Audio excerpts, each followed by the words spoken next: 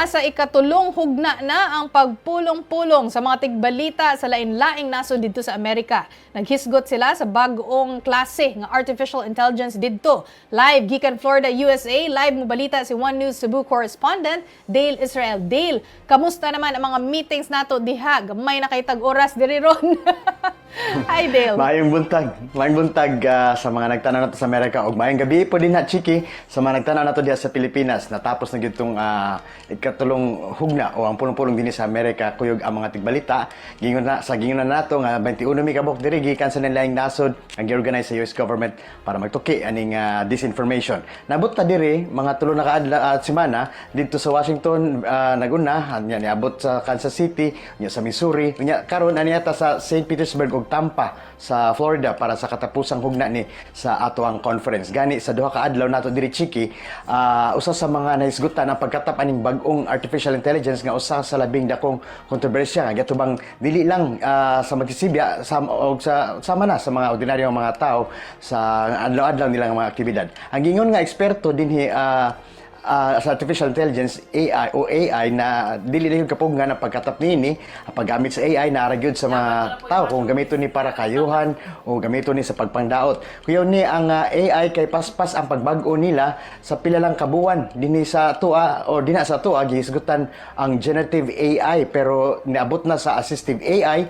nya nihimo na pud ni siya karon nga agentive AI. Kining assistive AI mao ni ang suguon pa nimo ang artificial intelligence para ihatag imong gusto nga impormasyon. Kining agentive AI mao pod kining gibuhat diri sa Amerika nga tagnaon na sa AI kung unsa ang imong mga pinanginahanglan unya siya na ang mabuot mohatag sa impormasyon. Kayo palandungon Chiki kay ang mga pangitabo tungod aning agentive AI. For example, ang controversial dito sa Poland nga tulo ka host sa usa ka radio program kay puro mga AI unya naabot sila gi-interview nga AI pod sa usa ka Nobel Prize winner nga dugay ng patay. Dinhi sa Amerika aduna pod AI lawyer nga mao gi-presentar sa usa ka kaso sa judge pero ang judge balibad nga mao abogado kini sa usa ka gikasuhan. Aduna pod laing kaso nga ang AI usa ka biktima nga tawo nga namatay na unya mao ni-apilar sa konsensya sa jury pabor niya. Sa motukag si Dili Chiki medyo kuyaw gyud ang panghitabo sa umaabot aning paggamit sa agentive AI technology. Aduna pod mga tips unsaon nimo pagtan-aw kung AI generated ang video or dili.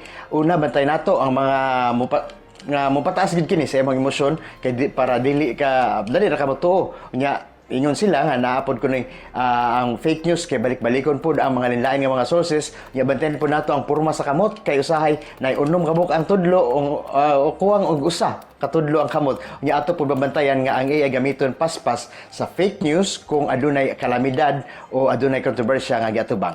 Mao na nga kinahanglan nato gyud nga mga tigbalita mo adapt gyud ta sa aning impormasyon sa AI nya makatabang ta or makasulbat ta sa confusion sa mga tao. Oh, basta kinahanglan na atong balita dinhi Florida, sa Florida, USA, Chiki, hapon na apoy bagyo nga maabot dinhi sa Florida so mo nang muuli na ta sa Pilipinas taud-taud. Oh, basta sigurado ko dili ta AI nga duha bisag kumot-kumoton pata nilang tanan. Daghan kay salamat ug mag-amping ka din ha Dale Israel gikan sa One News Cebu.